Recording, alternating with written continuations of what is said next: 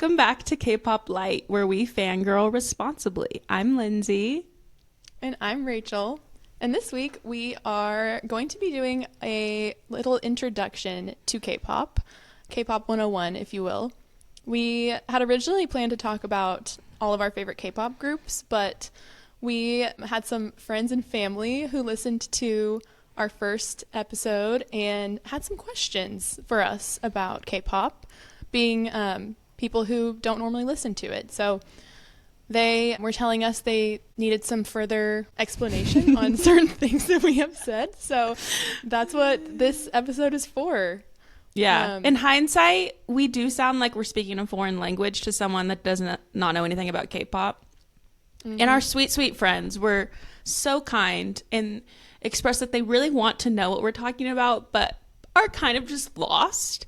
And so we wanted to add this episode in just to provide some context. Like Rachel said, K-pop 101. We're just kind of getting you the basics, some key phrases and terms that we use, because our first episode, we were just kind of throwing those around willy-nilly.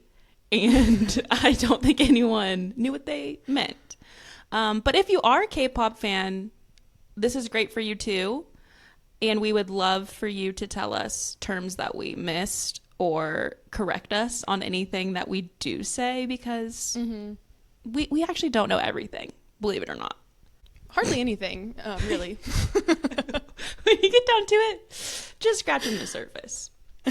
So before we jump into all of that, which we have a lot planned and in store, let's catch up a little bit. It's been a while since Rachel and I had a chat. So what have you been up to these days and or loving these days? Yes. So you actually texted me this last week, and this week I'm feeling it so deeply.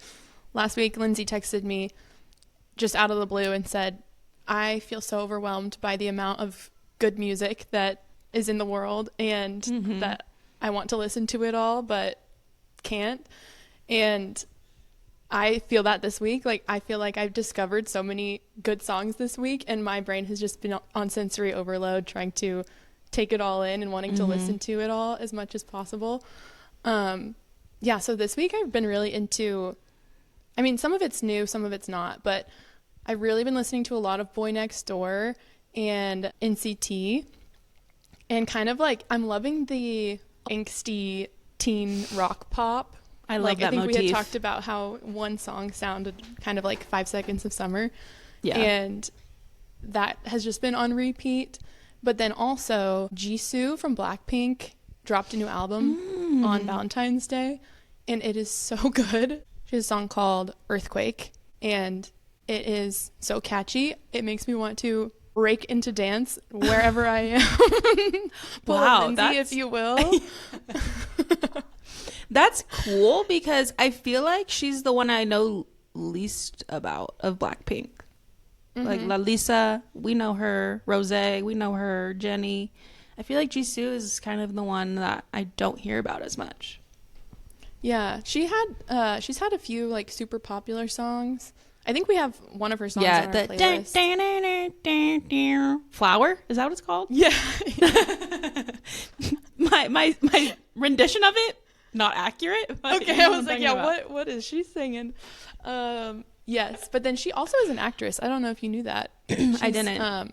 In some K-dramas. But anyways, her new album is so catchy, but specifically that song, like, it comes on and I feel like you, because I'm just like, no, it doesn't matter where I am. I just start buzzing a move. Bopping. Yeah, I'm just loving the wide variety of artists that I listened to this week. Yeah. And I'm feeling very overwhelmed too, because with discovering all this good new music, I'm like, oh my gosh, there's just so much, and I don't know what to listen to because it's all so good. No, I have this thought often where I'm like, there's so many amazing songs in the world. How am I ever going to listen to all of them? And then when I find a song I like, I want to listen to it a lot. I want to learn the words. I want it to be like a song I connect with. So it's overwhelming. I feel the same about books too. There's so many books I want to read, and when will I ever read all of those books? So I have to pick and choose, and it's just not enough time for any of these things that we want to do. What have you been up to these days? I'll start with, I guess, what I've been listening to and consuming, which I have expressed this to you several times, that I'm obsessed with Mark Twain at the moment. I feel like we've talked about GOT7 so much, like the first few episodes we've done, which Mark is in this said group. Mm-hmm. And I found Mark's vlogs, and I'm obsessed with him, to put it lightly. He is so fun. And as Rachel knows, I don't typically like American K-pop people. Like, they give me the ick. I'm so sorry. Like, don't come for me, but like, it just feels a little weird. But he is everything of the sort. And I was watching his vlogs when he was on tour, and he's so fun. And I feel like he hired people he was friends with, and so they were going out and going on adventures every place they went, and he was taking them places to eat, and he was just so kind. So fun. And it was such a cool vibe that I've seen a whole new side to him, if you will, and I love it. The bad news is I dislike his music. I do not come for me. And what do you think about his music? Do not come for me. But his music is unlistenable for me. Again, could be good for you. We all have different tastes.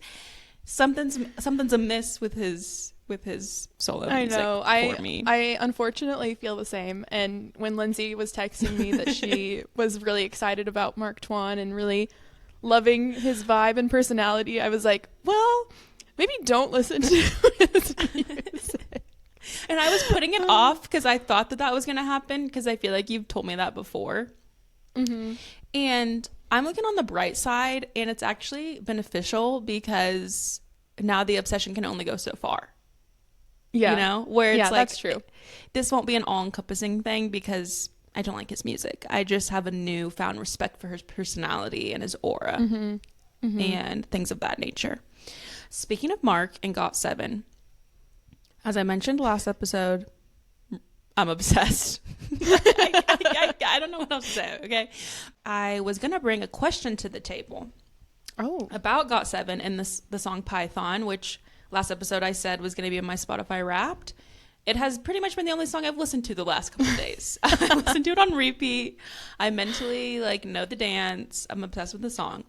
But I was watching their behind the scenes of making the music video for that song, and they were explaining the song, and I feel so dumb because I was visualizing the song is called Python, and it's like she has me like a python. I thought it meant that the python was like biting the person, where it's like, don't they squeeze?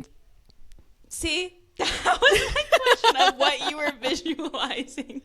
I was picturing like a venomous snake, like getting its jaws into you, and then they were like, no, like snakes like wrap around. No, I was and, envisioning like, a wrapping and squeezing. Yeah. So okay. You were correct. I was going to ask you what you visualized, and I was so embarrassed to find out that my visualization of that was so incorrect.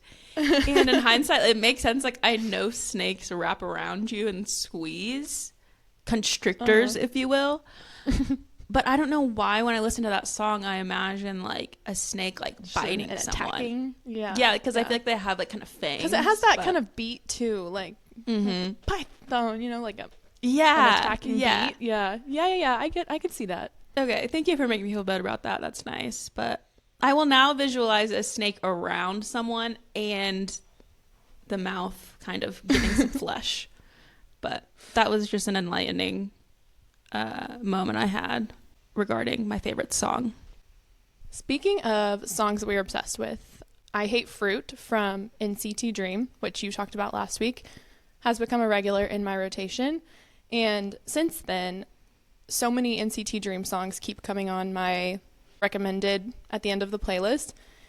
And I have listened to songs from them called I Hate Fruit, Yogurt Smoothie. I know what you're going to say. Pretzel, and Candy. Mm-hmm. And I just need to know if I'm missing out on a food Yeah, concept. what is the food motif going going on? on? It's so random because the yogurt, what's it called? Yogurt, whatever. Yogurt that one smoothie, comes, I think. yeah, that one comes up Or on yogurt my, shake? yeah, that one comes up for me all the time too. And yeah, we need to get to the bottom of that. I have never experienced so many food-related song names from a single group. They're hungry. Yeah. They're hungry boys. When they were writing the lyrics, they were just needing a snack. They're fiending for some food, and I guess that's what came out. But yeah, that's so funny, and I would love to know what that's about. Yeah, let's look into that later. Any other things these days you're loving?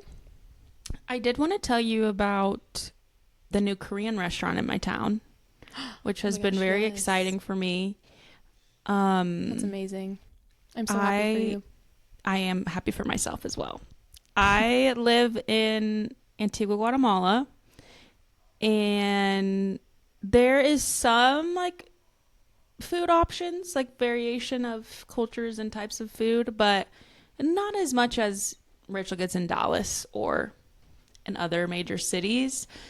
And there was not a Korean restaurant, but recently one opened up called Masil, and I went for the first time this weekend and had a 10 out of 10 experience. And I loved it so much. You'll love this because I have a pop socket that has Korean on it currently. And it Did says, someone comment on it? yeah, so it says, "Caution, I'm too handsome." And so the owners, I'm not sure if they're a couple or if they're family or what, but there's a man and a woman, and they're both Korean and like run the place. And the Korean woman saw it and she was like, "I love your case. That is so cute." And I was like, "Oh yeah." And she's like, "You understand what it says, right?" I'm like, "Yeah." So that was so cute. So glad she noticed that. And they're just so kind. And I had mandu dumplings and bibimbap, so which was also yummy. Wow. And then they have a little store next door where they sell like all the Korean goods and snacks and drinks and things. And so I washed my meal down with the Milkies, my favorite Korean drink. So that was just a special experience, and hopefully I become friends with them. That would be cool. Also, there was Korean girls sitting next to me popping their vitamins, so I just really felt like I was in Korea. Like the ambiance was all there, and had such delicious food. So that was exciting. And you'll like this tidbit. I was addicted to their kimchi. Oh. The chef, the Korean guy, was like, "Oh my gosh, do you want more kimchi?" Because I was like, "This is such good kimchi. I love it." And I'm not a kimchi girl generally. I know, it's like you don't usually like kimchi. Yeah, like I'll eat a few pieces, but it's not like I'm fiending for some kimchi. Yeah, what was so it I had that seconds. was speaking to you? Was it sweeter It wasn't, than normal? yeah, maybe. It like wasn't as pungent. Uh-huh. And I was just tossing it back. I was loving it. So I Just had taking the seconds whole of bowl. kimchi. Yeah, literally chugging it for the first time. But that is just a really fun update in my life that I have access to Korean food and snacks. I'm so happy for you. Yeah, it That's really is huge. such a blessing. Huge development. Huge. Huge. Anything else that you wanted to share, update me on? I will just say I need my Instagram algorithm to stay exactly as it is at this exact moment in time. Ooh. I'm obsessed with it because I think we've been talking so much about, like last week's episode, all of the things we've been obsessed with, all of the boy bands and stuff. My Instagram algorithm is the perfect combination of BTS, 17, Stray Kids, 1D. which for those of you who don't know are all K-pop groups. GOT7, K-pop, and then One Direction and Jonas Brothers. Oh. And it's just the perfect culmination of all of them. And Everything. I'm like, this is everything that I want. And I never want it to go away. So You've curated the perfect feed. I know. I'm just liking everything. Like, please continue to serve me this. You're apologizing to me when you send me One Direction stuff, and I would like to formally say, don't ever apologize. I also want to digest all of the 1D content, and it's fun that we are getting served more of that since we did just talk about them. All of these songs that we've talked about loving and listening to these days have been compiled into a K-pop Lite playlist so that everyone can enjoy our music and what we're listening to these days. So you can find it on our Spotify, and it's called These Days, and we'll update it with everything that we talk about in episodes and just songs that we're loving. We hope you like our musical taste. We think that we have impeccable musical taste. So if you're needing something to listen to, check it on out. If you're new to K-pop, it would also be a good place to start because the songs are vetted by your girls. Yeah, and these are songs that we just hear randomly and enjoy. So some of them are new, but a lot of them are probably old that just come on shuffle, and we are like, this is a banger. So it's kind of a mix of new songs and older bops. So yeah, hope you enjoy. Check it out. So let's get into today's topic, which is K-pop 101, or Intro to K-pop, or the lingo, the need to know. So we're going to try to lay some groundwork for anyone who has no idea about K-pop, or for someone who just got into it. So I guess the first question is, what is K-pop, Lindsay? Oh my gosh, I'm being quizzed. The quiz has begun. K-pop is Korean pop music, if I'm not mistaken. I believe that is correct. Okay. I wanted to set the stage of K-pop a bit to give context to our listeners that are maybe, again, confused on what K-pop is, because I feel like there's a lot of very niche specific things that are really only existing in the K-pop industry. Would you agree with me on that? Yeah. And so I just wanted to set the scene of what comprises K-pop. So I would say mainly K-pop is comprised of groups. Okay? So think of a One Direction or kind of a boy band situation. And boy groups yes, and girl groups, but not really I mixed. was thinking about that. There should be mixed groups. I think there's one. I've heard of them. They're called KARD, K-A-R-D, but I think they might be like the only one. Other than that, it's like strictly boy groups, strictly girl and groups. the size of the group can vary. I would say there's like from 3 members to an infinite number of people in the group. I would say usually it's like 15 and below, but there are some exceptions to that rule.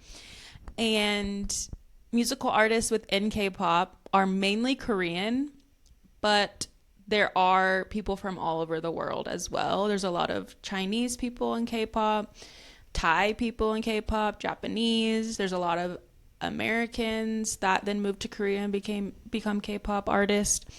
So really all over the world, most of the music is in Korean, but then they will do special songs in Japanese or release music in English. So, and something interesting is that these groups are formed by agencies, music labels. They are never really organic where they just grew up playing in a band together and then make it big. They are more so formulated by a company, and there's a few major Korean music labels that are consistently putting these groups together.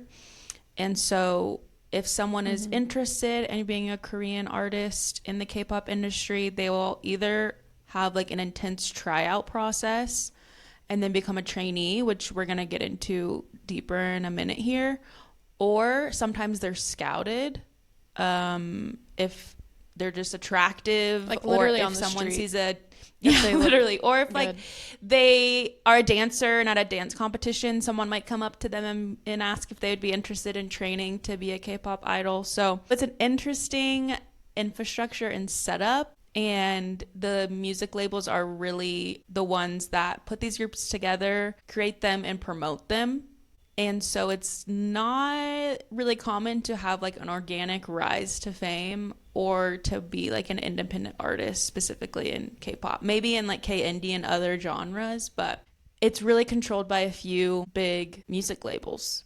Yeah, and there are so many words and slang and lingo that come with the world of K-pop, and they have just become a part of Lindsay and I's everyday vernacular. But we had to take a step back and be like, okay, what are the words that people who don't listen to K-pop or who don't really know anything about Korean culture would not know what we're talking about? So it really is learning like a whole new set of vocabulary words to really break it down.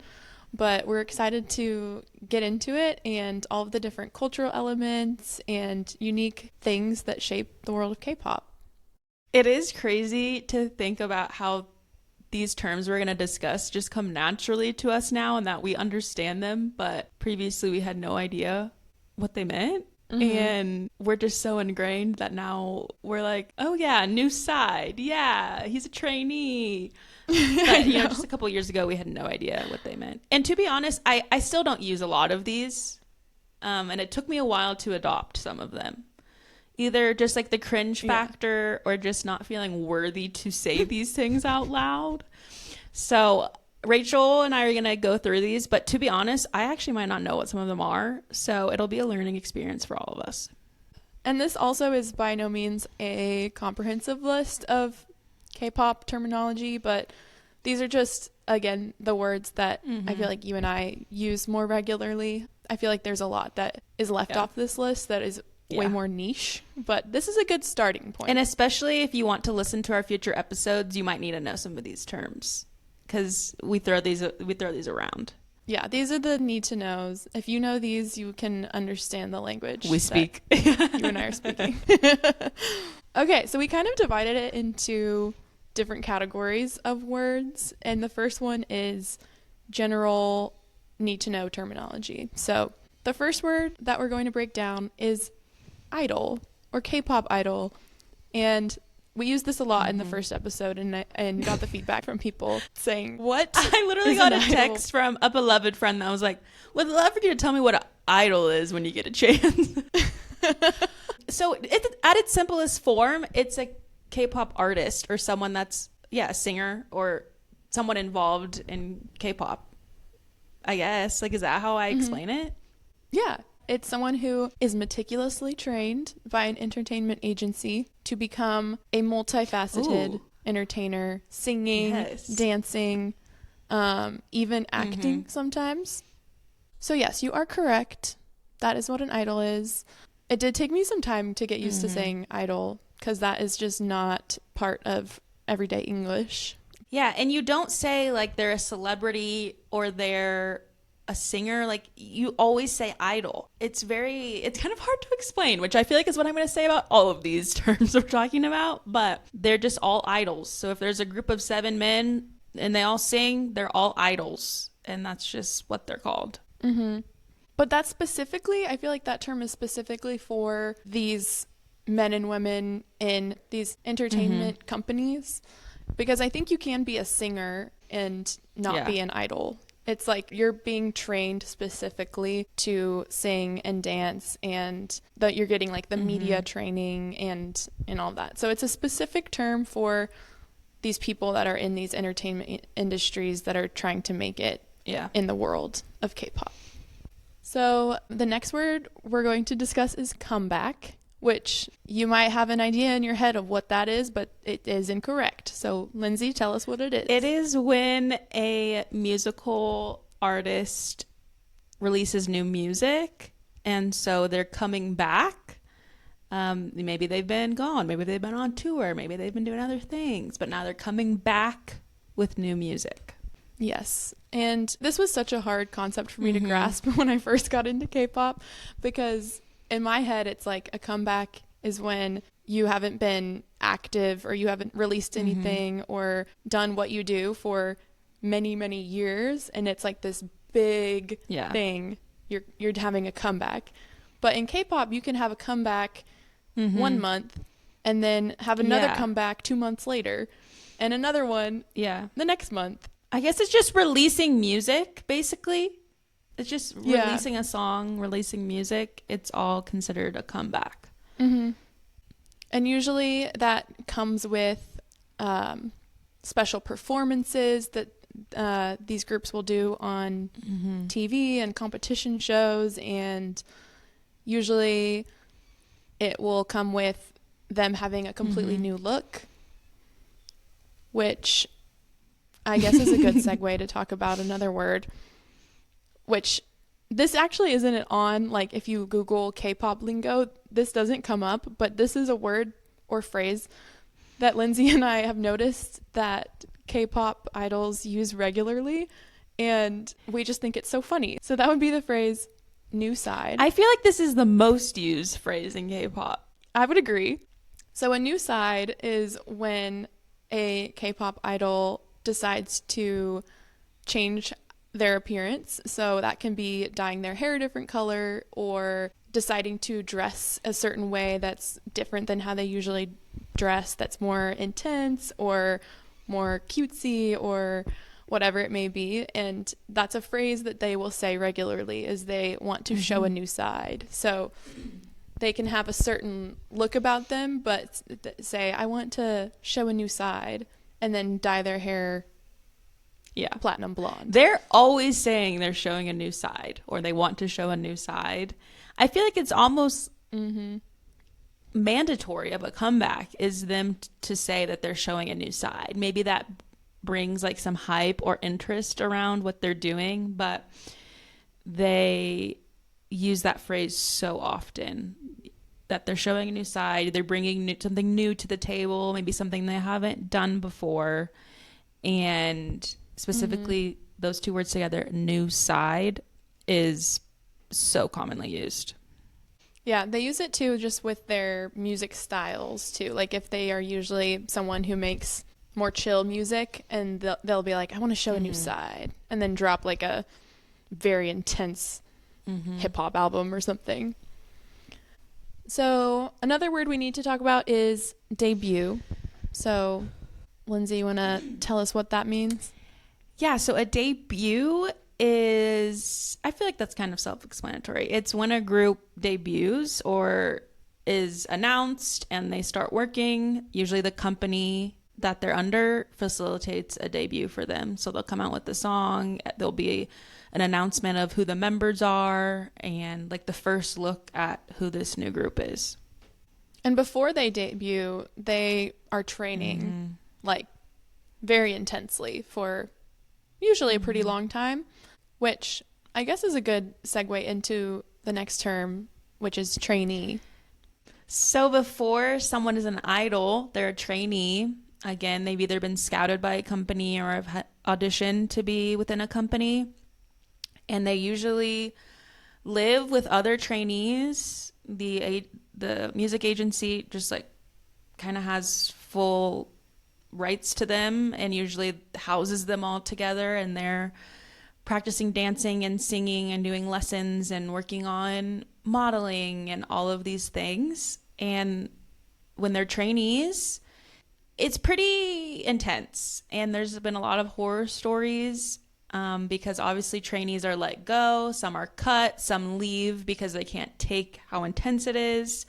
And so getting through all of that and debuting is a huge accomplishment. And the trainees kind of form an intense bond. And so usually they all know each other and are friends before the debut because they've been through this experience together. And usually they're training for a couple years at least. It depends on the idol. And if someone's there for 4 years, they've probably seen a lot of other trainees come and go. And then, the last member might get there just a few months before they debut. It just really depends on the group and the training situation. That was a fantastic definition. Thank you. Thank you so much. Just add. I love my trainees. Love you guys. I feel like you covered everything so well. But yeah, it is just an interesting idea to think that some people will train for years and years, but then some people just come in and with only a couple months sometimes make it into a group and debut. I think one of the situations that you and I talk about regularly is Felix and Bangchan from Stray Kids, which is one of our favorite groups. Bangchan, I think he trained for a really 7 long years? time. Mm-hmm. Yeah, and then I think his audition process too, like he had to do all of these things because he was auditioning for his entertainment company, and he had to sing and dance and play instruments, I don't know, like a million other things. And he had a rough go at it sounds like. Yeah. But then Felix, who is another member of this group, I think he was only there for less than a year. And he's gorgeous, and I think they just wanted this gorgeous man part of the group. Yeah, he was a visual, which is another word we'll get to. I also want to add that when they're trainees and an agency is putting together a group, I think they're looking for something specific, and they need to have a balanced group. They need to have people that make sense together, but also have different skill sets. And they probably already know what kind of aesthetic or vibe they want the group to have, because many groups have very specific branding. So it's really a huge undertaking, and a huge part of the K-pop industry is the training and the placement of different people in different groups and making a cohesive unit to then have under their agency. Yeah, and just going off of that, you kind of touched on it in your explanation, but we need to break down what a concept is. So I think a concept can describe the overall concept of a group. Like you were saying, these entertainment companies will pick kind of a concept generally for how they want this group to be, whether that's more intense or really lighthearted and fun. But then also there's a kind of a secondary meaning of concept, which is during a comeback, we're re-emphasizing some previous words. They will probably choose a concept of the song or a concept of the visuals. I would say concept is kind of a vibe or like aesthetic. So they'll talk about, sports and entertainment was the concept of this comeback, and we are wearing football jerseys. So it's kind of just explaining, I think vibe and aesthetic is like the most comparable term I could use to describe what a concept is. Yeah, and there's a ton of different kinds of concepts that groups have done, and we want to do a whole episode where we break down all of the different concepts that have been done throughout K-pop history, because there's a lot. But usually these groups will have a new concept for a comeback, and they'll really lean into that for all of the performances that they do on the music shows, which we'll explain what those are, and in the imagery that their group social media is putting out. And it kind of is just the overall, to your point, vibe around a certain song or album release that all kind of goes together and is very well branded. And I think another word would be theme. So like the theme of a comeback, and to your point, they are very strategic in making everything fit that theme. So all of the social media, all of the videos, all of the in-person performances, all of the merch for the fans, everything is really branded to a certain theme. And they will announce the concept and talk about the concept a lot. The last word to define in this category is gen or generation. So basically K-pop is divided into time periods based off of kind of shifts in the sound of K-pop or maybe advancements. And so K-pop, as we know it today, became a thing in the 1990s. And since then, there's been several generations. And we are currently in the fourth generation. It's a way, too, to just split up the groups. So if someone, we already talked about debut. So if someone debuted in a certain set of years, then they're classified in a generation. So you can easily know how old a group is or when they started by classifying them as a generation. Yeah, that's a good point. So is BTS third generation? Yes. Yeah, I had to look it up, but fourth generation started in 2018. Oh, okay. So I don't think... So anyone who debuted before that is third generation. So all the groups that we like... Well, actually... So BTS and 17, which are two of our favorite groups, are third generation. But Stray Kids, I think, debuted after that. So I think they're fourth. That's kind of crazy. Yeah. Don't quote me on that, but I think it was 2019. Okay, so they were like one of the first in the fourth generation. Yeah. And if that's incorrect, I'm cutting this from this podcast. Spewing lies. Oh, 2018. What does that mean? Oh. Okay, so they're right on the March 25th, cusp. 2018. Oh, so I don't know what they would be classified as then. Oh. This says fourth. Okay. Wow, we're so young and hip.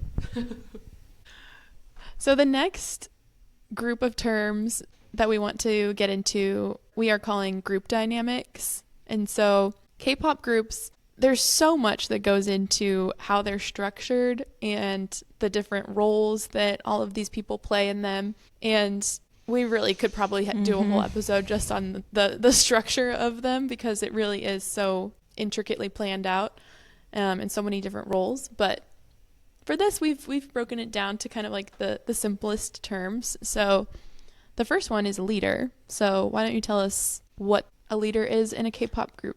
The leader is the chosen leader. So when they debut, there is already a leader that has been chosen.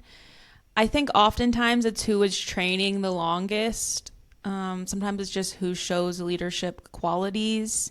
Usually it's a really level-headed person that is trusted with decision making, that can be a peacemaker within the group, that can get along with everyone.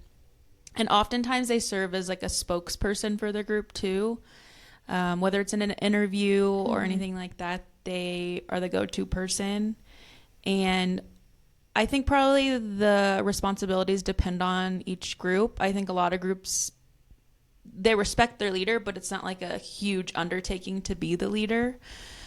But yeah, they're just designated as the leader of the group. Yeah. You would think that it would always be the oldest one, but I don't think that's always the case. I think sometimes it is, but I think more so the company looks at the character and like who would be the best leader in terms of personality. I also want to add, while we're talking about the group dynamics and different terms within the groups, that all people in a group are referred to as members. So someone might say Stray Kids has 8 members, or they're a member of Stray Kids. So I think that's another term that is used a lot, where, I'm just thinking of One Direction or something. I don't know if I used the term member. So that might be a K-pop. Yeah, and they use it for each other too, which I think is interesting, because on the outside looking in, you'd be like, yeah, they're all members of a group, but they themselves will be like, oh, my members and I we want to do this, or my members and I want to eat here. And it's just funny that they call each other like members, that's true. They use it a lot when they're talking about each other. Yeah, that was a good term to break down. The next one is, and this is actually a Korean word, our first Korean word, and that is maknae.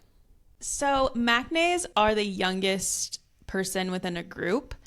And in Korean culture, age is really, really important. How you speak to someone depends on if they're older or younger than you, or how old they are.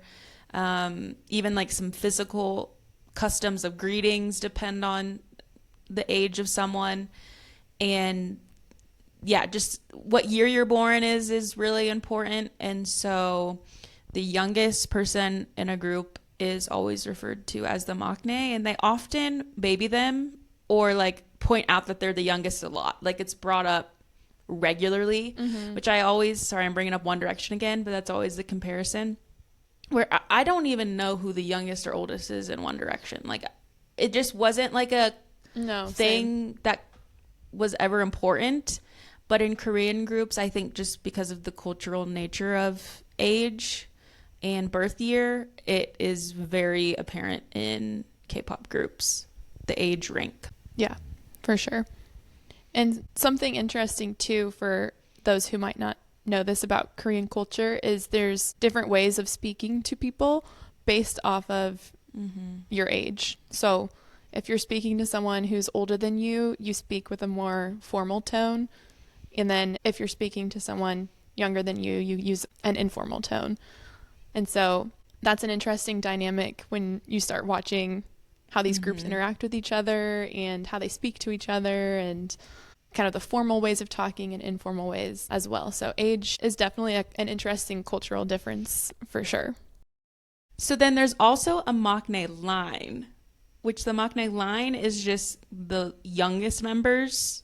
I don't know if there's a specific number. I feel like usually it's like the youngest 3 maybe within a group is what they refer to as the maknae line. Yeah, so line also needs to be defined. Within K-pop groups, there are so many different lines that you can have. And basically a line is just a grouping of people that share a common characteristic. So whether that be age, like the maknae line, or position, there's usually several dancers that really focus on dancing within a group. So that would be the dance line, or even personality. Within a group, there will be people who call themselves extroverts, and then there will be some who call themselves introverts, and that would be the extrovert line and the introvert line.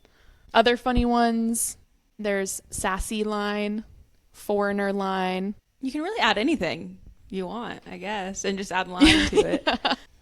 So line is not to be confused with subunit, which is a very different thing. Would you like to describe what a subunit is? A subunit is an additional grouping outside of the entirety of the group that comes out with their own music. This is really hard to explain, actually. So subunits can be any number of members, really. It just depends. But they're going to separate and make other music while still being a member of the bigger group. And so they will fit in their comeback and all of their promotions for the subunit alongside the promotions and everything happening with the bigger group. So for instance, a K-pop group could have just one subunit where 3 people go off and make some more music. Our favorite group, 17, has had multiple subunits happen. There's Buseoksoon, which is 3 people, and then JW. 2 members came out with some songs together. But yeah, I guess it's just an additional grouping with additional music outside of the entirety of the group. But it's not like they're breaking away from the group or leaving the group. It's just more music for us.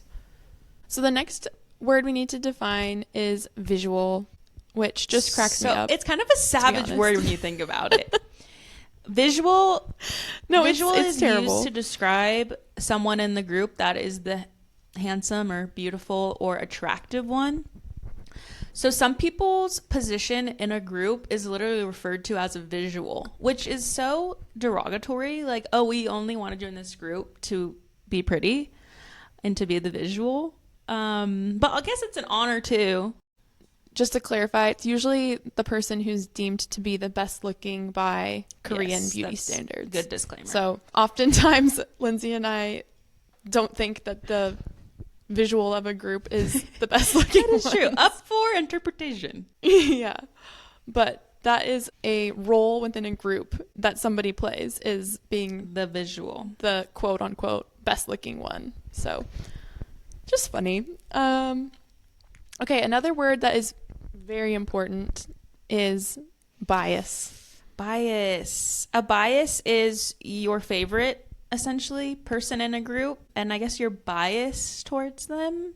So they are referred to as your bias. And this one I was very slow to adopting. I would be like, oh, Rachel, who's your favorite in the group? Because I felt so like weird saying the word bias, or saying like, oh yeah, my bias is him. Uncomfy at first. But it's like, you have to use this phrase. Like, it is the most common phrase. Yeah. It's like the most common one. And if you meet another K-pop fan and you start talking about K-pop, that will be the first question. Yeah. It's like, and who's if your someone bias? says favorite, then you know they're not really in the K-pop world, you know? Which people thought about me when I was refusing to use it. So along with bias comes your bias wrecker, which is Kim Min-gyu. So I knew you were going to say Min-gyu. So a bias wrecker, that really is. Well, I guess I'll explain it and then describe Min-gyu and his position in my life. But a bias wrecker is someone else within the group who is not your bias, but that is consistently wanting to be your bias. Someone that you find attractive, or someone that maybe like has an amazing part in a new song, and you're like, oh my gosh, they're wrecking me. They're trying to wreck my bias. They're wanting to be my bias. So I guess it's like your second favorite, essentially, like if you're not going to give up your bias, but it's that person that is always there begging you to make them your bias, which in our case is a man named Kim Min-gyu. And he really is the most beautiful man in the world. And I do think he is everyone's bias wrecker on earth in the K-pop industry. I mean, I would have to agree. Yeah. He's, if you see a picture of him, you're like, yeah, I get it. Even if you're not into K-pop. He has it all. So yeah, that was a fabulous way of describing a bias wrecker. Such a niche term, but I feel like one that's easy to grasp, relatively easy. Yeah. So the third bias term and last is ultimate bias. Oh, good one. So this relates to another term, ult group, which basically is if you like a lot of different groups, your ult group would be your favorite group among all of those. So an ult bias is if you have a lot of biases, say you like a lot of different groups and you have a favorite in each one, the ult bias would be your ultimate favorite K-pop idol. So the person that stands out among the rest and is your ultimate. Yep. Another great explanation.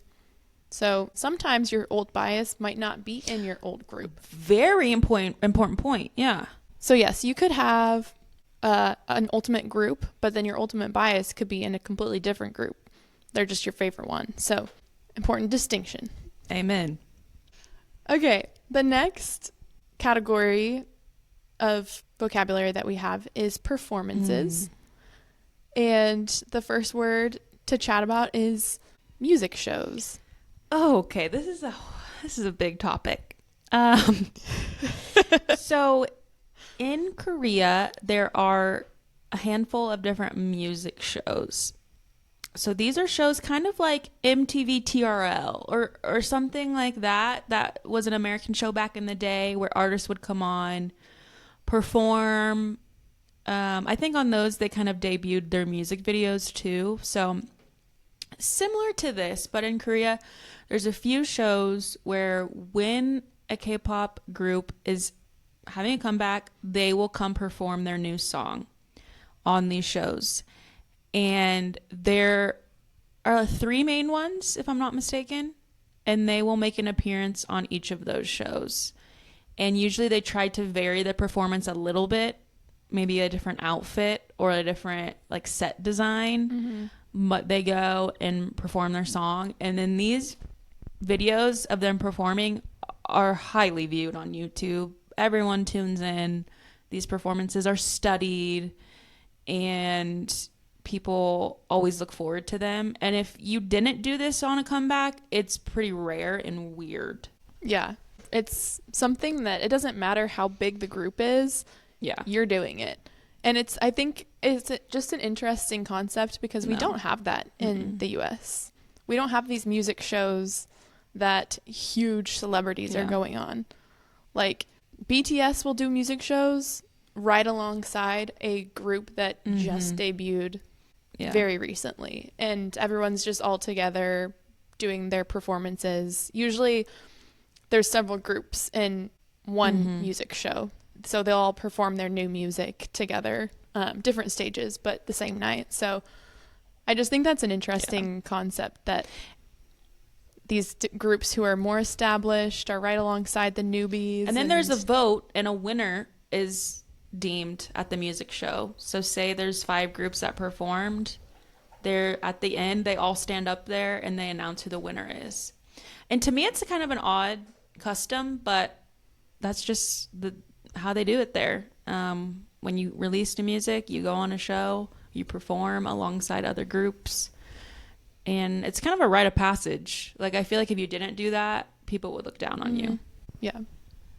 Another word I just thought of that isn't on the list is fan cam, and that I feel like is self-explanatory, but within K-pop culture, it's just this whole crazy thing where each member will get a fan cam that is just zoomed in on them, and then fans of groups and certain idols will go watch their fan cam, and it's kind of a thing to be like, who has the most watched fan cam, or like, you know, who performed this song the best because they have the most fan cam views. And it's just interesting that there's kind of this big focus on it's kind of crazy to think about too.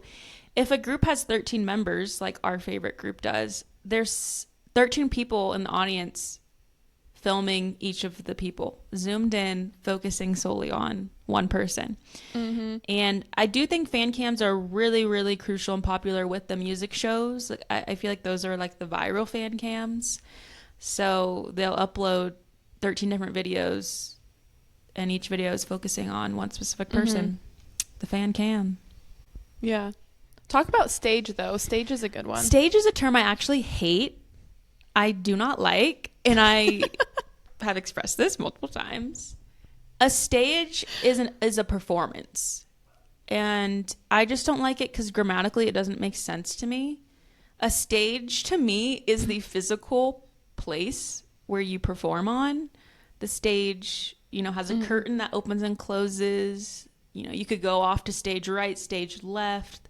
The stage is where the performance takes place, but they use stage for the word performance. So they'll say, we are preparing a new stage, or look forward to our stage, which just means performance. And it really drives me bonkers. You know, and they use it like so much. Word. And especially, sorry, this might be a hot take, I don't like when native English speakers use it, because I know that they know that doesn't make sense. But I guess I just need to get over myself. Like, it is a term, a K-pop term. It doesn't have to be the definition. But look forward to our stage. I can't get down with it. Yeah, it doesn't make... It definitely should be look forward to our show or performance.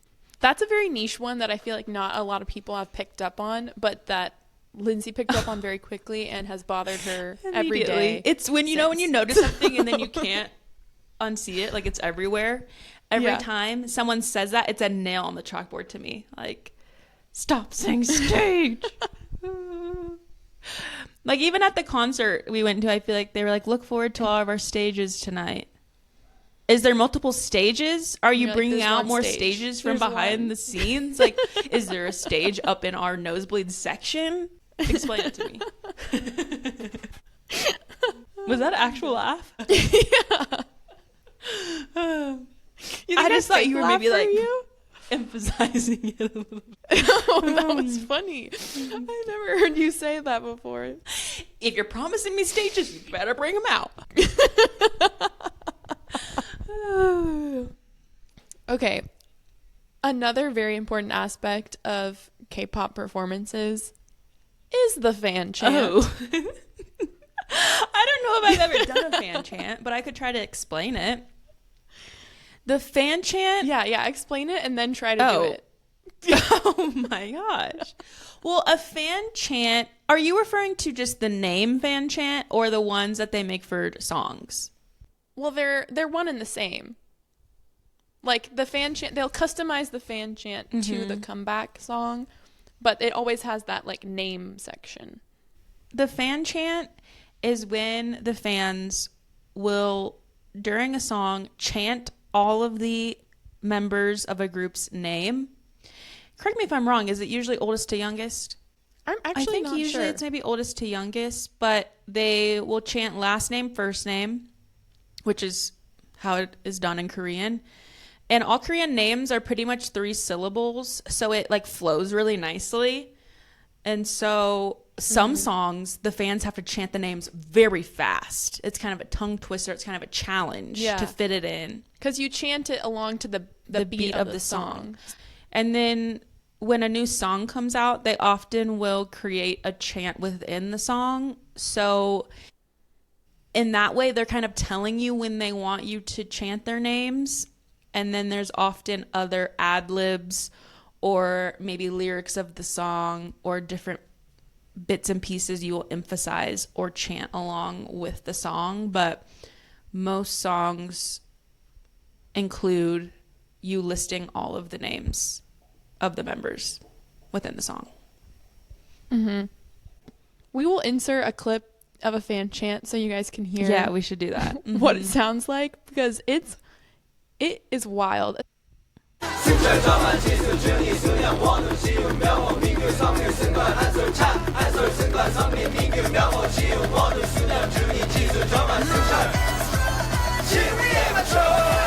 Like Lindsay and I's favorite group has 13 members. So you're saying 13 people's names In rhythm. I mean, I think I learned the BTS one when I saw BTS in concert, and it wasn't that hard because there's only 7 of them and I knew all of their names well, but I don't think I could do it for 17. No, because I would be thinking like who's coming next, what's their real name, because a lot of them don't go by their real names. I think I would get a little jumbled in the mind. That's a good point, though, and we don't have that on here because it's technically not a vocab word or something that follows into any of these categories, but just the idea of stage names for these K-pop idols. So they all have their Korean birth name or Chinese birth name or whatever it may be, but then most of them have stage names. So you're learning kind of 2 names for all these different people, and the fan chant's always their kind of Korean name. But yeah, in your head, you're kind of cycling through. You're like, I only call them by their stage name, but then what's their... Why do they got to make it so real name? complex and confusing for us? Ugh. So many details. So much information to know. One last thing regarding the music shows and performances is a thing referred to as the ending fairy. And basically, I can't even say it without laughing. We can't take it seriously. But basically, at the end of a performance on a music show, the camera will zoom in on a specific member of the group, and they are supposed to do something cute or like strike a pose. Like maybe it's a serious smize, maybe it's a wink, maybe they're doing something really silly, throwing up a heart or something. But that is called an ending fairy.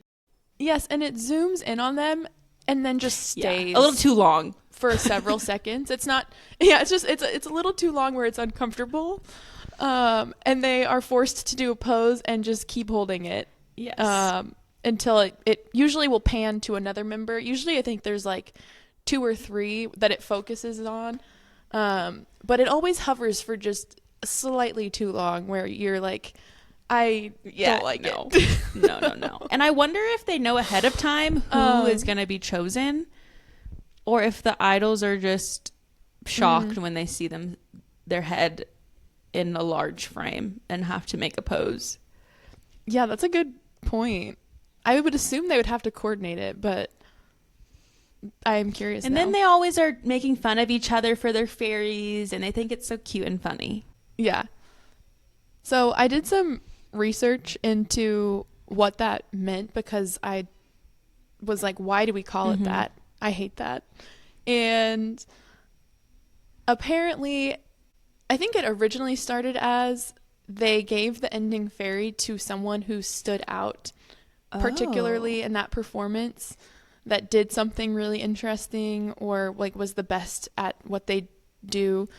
And so the theory, based off of my Google researching, is that it's because like fairies are some kind of special, like one of a kind creature, and that is the parallel to the performance. Like it's someone who was special and did something one of a kind or did something that made them stand out, and that's why they like focused in on them at the end. I love the backstory. So, if anyone was curious where that terrible phrase came from, the terrible phrase. That's what Google said.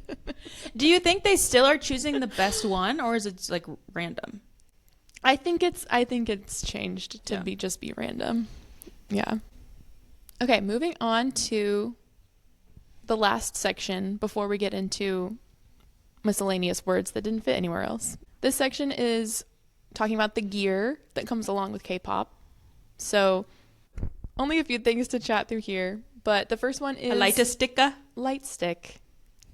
Lighter sticker. Rachel and I don't own light sticks, I don't think, do we?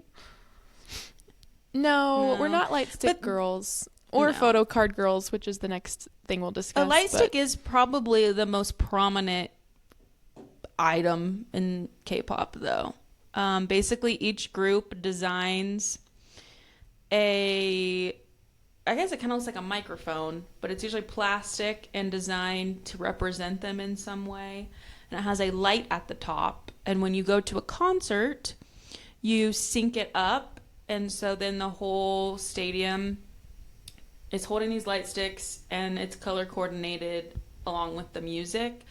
Much like Taylor Swift has done that with like armbands and stuff. Like I think Coldplay does it, but for K-pop, it is a bigger handheld item that then you put on your shelf at home, and you show your fandom by investing in a light stick. And then if you were to go to a concert, you take it and use it, and it lights up at the concert. Yeah, and it's pretty crazy what they can do. I mean, like you said, some other people use it as well, but I feel like the level of like technicality that the person controlling it at K-pop concerts gets into is just crazy. Like they're able to make people spell out words based off of where you're sitting, and like do the like colors of the rainbow. It's really crazy. So that whole technology is very impressive. And if you go to a K-pop concert without a light stick, you will feel FOMO because everybody else has one, and it's just something fun to hold on to and like be a part of, like when the crazy light shows happen. So I totally get the appeal. They are like over $100, I feel like. Yeah. They are expensive, yeah. But generally they last a long time, right? Like they might make new additions, but usually your light stick will work for several years if you were to go to a concert. I think so, yeah. And people like really get into decorating them too. That's a whole thing within K-pop, is you kind of bedazzle your light stick or crochet something to go on it. The accessories are cute. Put little keychains on it. Yeah, there's a bunch of accessories that you can put on it that are really fun. So that's a light stick. And then the other major thing about K-pop merch and just general culture is photo cards. Don't get me started on photo cards. I feel like I have hot takes. I would say photo cards originate from albums. When you buy a K-pop album, photo cards will be inserted into the album for you to have. And a photo card is basically a wallet-sized photo. Think of like senior photos, and you print out a wallet-sized photo that has the group on it or members of the group on it. And that is really fun, and I do like that to an extent. Like, I have a few on my fridge. It's fun to have, but people collect thousands of these photo cards. And I think my main gripe with photo cards, again, don't cancel me, is sometimes the photo selection made by the entertainment agency is really bizarre to me, and low quality of photos and like kind of cringy photos. When there's a good photo chosen, a nice photo shoot chosen, I love a photo card. But they often do like weird cringy selfies, and I don't really need those. No, I agree. Yeah, I also think the photo cards that we have are like black market merch. Yes. I feel like you and I don't actually have any official ones because I think based off of what I've heard, they're like really expensive and kind of like high quality and probably pretty thick. Whereas Lindsay and I have just bought some like off the street in Korea and Japan that are. Yeah, and a lot of fans make them. So when we went to the concert, people are trading photo cards. People have made really cute ones. So it goes beyond the official ones. To your point, there are a lot of off-brand ones, if you will. But it is something DIY. Included in K-pop albums and K-pop merch. I went to the 17 pop-up in Korea and bought some. I think I maybe gave you a few. They have like a pink background on them. So when a group is doing a merch launch, they will definitely have a pack of photo cards involved. And it's just a very known part of the K-pop culture is having photo cards, collecting photo cards. People have binders of photo cards. I will say too, this culture goes deep because then there is the whole concept of a card pull. So people will blindly be revealing what cards they got. Did I get my favorite member? Is it the picture I wanted? Is everyone represented? So people will make videos of themselves revealing what cards they got in a pack. And then swapping as well. Because usually it's something that you do with other K-pop fans. And if they pulled a member that you really like, you can trade. So it's kind of a fun little culture thing about K-pop. So we only have a few more words, and they are random words that didn't fit in anywhere else, but are essential to K-pop. So the first one is aegyo. I don't know if this is the official definition, but I think it's just cute. Being cute. Yep. Yeah, my Google search said that it is a cute or charming display of affection, often involving exaggerated facial expressions, playful gestures, or baby talk used as a form of fan service entertainment.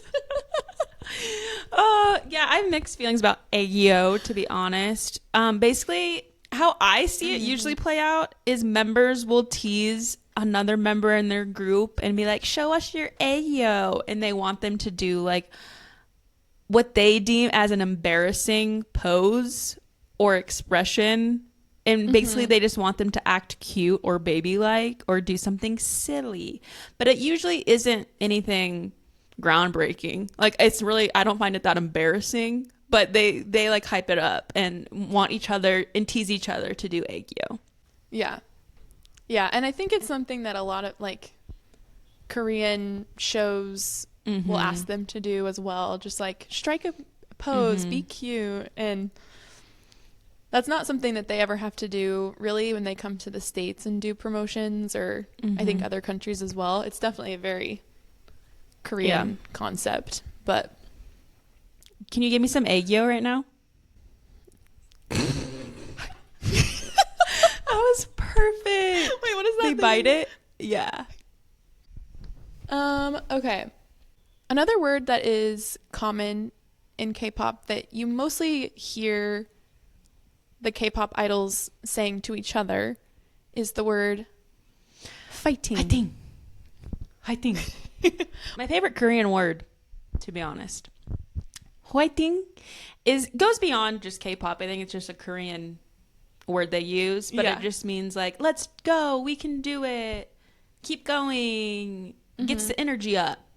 just kind of an encouraging phrase. Yeah, it's just like you can do it. But if you listen to K-pop or watch the videos and stuff, you'll pick up on it. They're always telling each other, fighting. Yes, and it is fighting like English, but they do it with kind of an HW, kind of fighting. Yeah, because they don't have F. Fighting. But they did take that from the English language. I'm so glad that was on the list. I love that word. Such a good word. Remember when we were in Korea and there was people running and I was telling them, fighting. Yeah. No, we were walking up a mountain. Oh, yeah. And there was people riding bicycles up the mountain. They were like riding uphill and it looked terrible. And I remember you and I would look at them and go, fighting. To no avail. We were completely ignored. I was trying to offer some encouragement. It looked like a hard bike ride. I know. We might have gotten like a few. We got a few glances. Glances, positive connotation or negative connotation? I don't know. Okay, the last thing we need to talk about, which isn't really vocabulary, but it's more of an idea and something that affects K-pop hugely, is military service. This hits home since some of our boys are out in the military. But yes, in Korea there is a mandatory military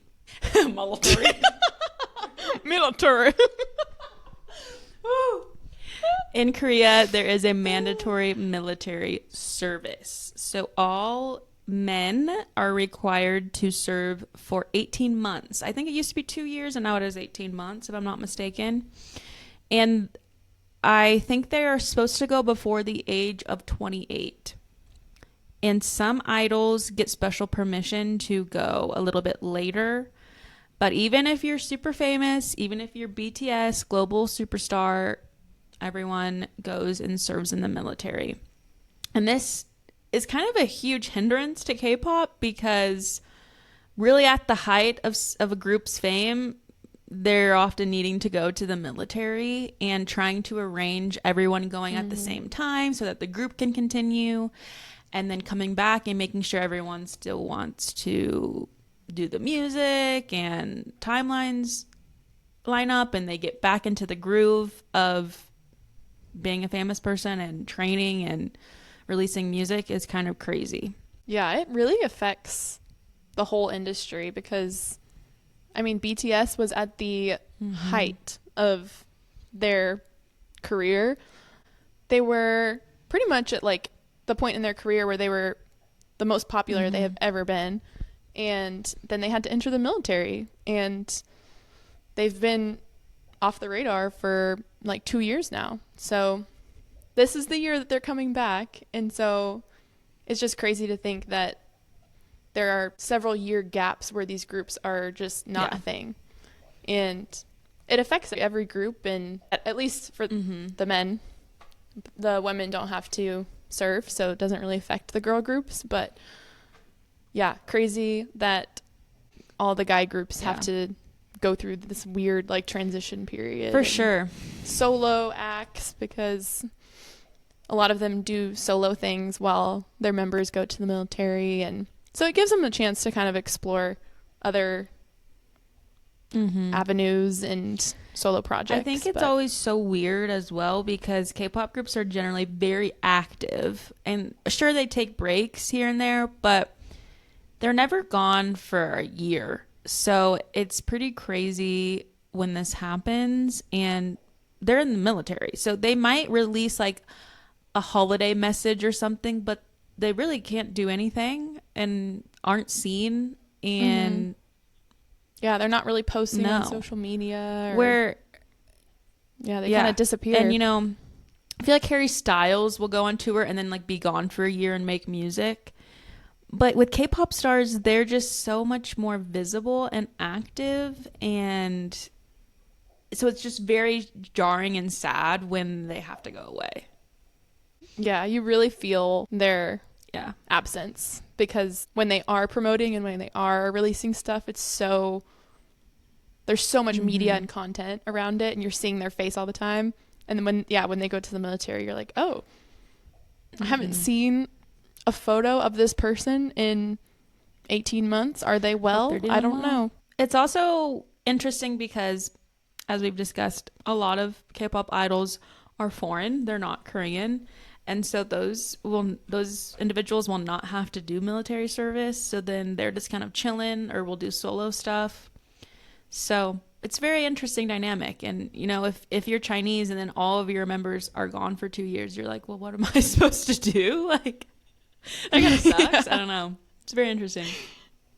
Yeah, for sure. Well, I hope you guys learned a lot from this. I hope it was helpful. I hope us breaking down all of these terms gives you a better understanding of the world of K-pop, and that our explanations were somewhat helpful or funny or all of the above. Hopefully all of the above. I guess to wrap it up with our ending ment, which is another term we didn't describe on this episode, but it basically is an ending speech that K-pop idols will give at the end of their concerts, just to tell the fans special messages, tell them thank you. So for our ending ment, we just want to say thanks for tuning in. Thanks for listening. Thanks for learning with us. And don't forget to check out our These Days Spotify playlist. It's fire. Not every episode will be this information heavy, but we're glad we could provide some insight to those who needed a little bit of groundwork into the world of K-pop. So thanks for being here. Again, our playlist, and then we're on YouTube, Spotify, and Apple every Wednesday. So be on the lookout for our next episode. Don't forget to follow us on social media. K-pop Light Pod. Instagram, TikTok. We're always posting some fun stuff. So check us out. And don't forget to like, subscribe, and stay by our side. Bye. Bye.